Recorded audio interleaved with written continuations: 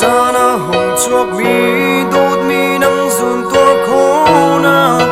lung tin na héo chẳng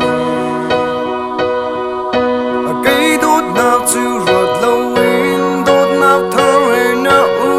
nu cây mà long in mồ giang lì ni nên chân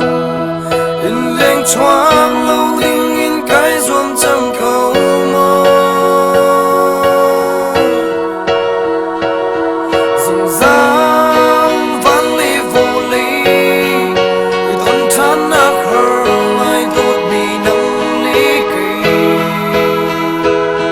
dòng giang cây mà long in cầm đốt mi hi chiều tôi giờ hờ khu nè ngày nát cha na hồng chuộc mi đốt mi cần ngày nát nào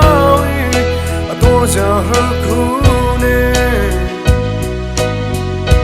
lâm đắng nấp yêu cây cá cha tôi hờ câu mang xe cái lùng sát trắng